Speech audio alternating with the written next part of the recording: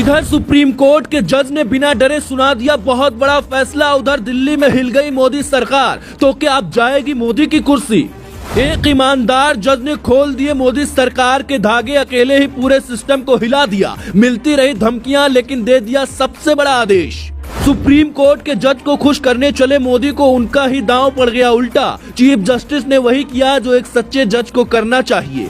एक ईमानदार जज ने पूरे सिस्टम को हिलाकर रख दिया है। नरेंद्र मोदी सरकार अपने हिसाब से ना तो मनमानी कर पा रही है और ना ही तानाशाही कर लोगों को जेल भेज पा रही है। मोदी सरकार पर आरोप लगते रहे हैं कि जो लोग उसके खिलाफ आवाज उठाते हैं उसको वो जेल में डाल देती है, लेकिन जब से सुप्रीम कोर्ट के चीफ जस्टिस DY चंद्रचूड़ बने हैं ऐसा बिल्कुल भी नहीं हो रहा है। जैसे ही मामला कोर्ट तक पहुँचता है निर्दोष लोगों को बरी कर दिया जाता है। शायद यही बात नरेंद्र मोदी सरकार को सबसे ज्यादा चुभ रही थी, जिसके बाद सरकार ने बड़ा दांव चलते हुए चीफ जस्टिस को अपने पाले में करने की कोशिश की, लेकिन मोदी का दांव बहुत बुरी तरह से उन पर उल्टा पड़ गया। एक ईमानदार जज को शांत करने की या कहें कि उसके मुंह को दबाने की कोशिश हो रही थी, लेकिन न पैसा काम आया और न ही रुतबा। चंद्रचूड़ ने एक बार फिर बहुत बड़ा आदेश देते हुए मोदी सरकार की नींद गायब कर दी। मोदी सरकार ने चीफ जस्टिस को अपने पाले में करने के लिए कौन सा खेल खेला था जो बुरी तरह से फेल हो गया। हर एक राज का पर्दाफाश करेंगे,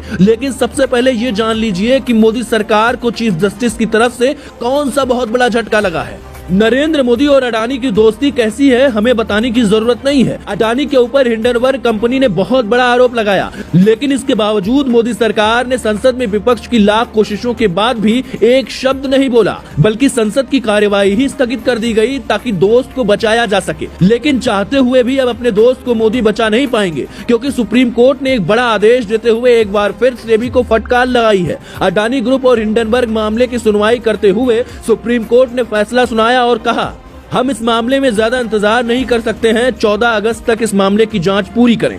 बता दें कि सेबी ने सुप्रीम कोर्ट से इस मामले पर 6 महीने का वक्त मांगा था। सेबी का काम होता है शेयर मार्केट में फर्जीवाड़े और दूसरी चीजों की जांच करना। अमेरिकी शॉर्ट सेलिंग कंपनी हिंडनबर्ग ने आरोप लगाया है कि अडानी के शेयरों में कई गड़बड़ियां हुई और अडानी ग्रुप के शेयर रिकॉर्ड स्तर पर इसलिए गए क्योंकि उन्हें गलत तरीके से पहुंचाया गया। अब देखने वाली बात होगी कि इस मामले में क्या अडानी ग्रुप को क्लीन चिट मिलती है या फिर उस पर आरोप तय हो जाएंगे। लेकिन अगर एक बार अडानी ग्रुप पर आरोप तय हो गए तो इसमें कोई दो राय नहीं है कि अडानी को इतना ज्यादा नुकसान होगा कि उनका साम्राज्य ही चरमरा जाएगा, जिसके बाद मोदी सरकार का भी क्या हाल होगा यह हमें बताने की जरूरत नहीं है। हालांकि मोदी सरकार लगातार चीफ जस्टिस को मनाने की कोशिश में जुटी रहती है। इसी कड़ी में उसने अपने कानून मंत्री किरण रिजिजू को भी हटा दिया। कानून मंत्री रहते हुए किरण रिजिजू लगातार सुप्रीम कोर्ट पर सवाल उठा रहे थे, वो जनता को सुप्रीम बता रहे थे। राजनीतिक जानकारों की माने तो इसीलिए मोदी सरकार ने किरण रिजिजू को हटाने का फैसला किया था ताकि सुप्रीम कोर्ट के चीफ जस्टिस का दिल जीता जा सके।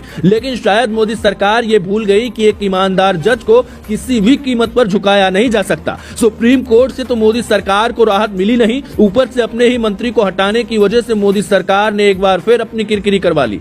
चीफ जस्टिस DY चंद्रचूड़ के बारे में आप क्या कहना चाहेंगे, कमेंट में जरूर बताएं।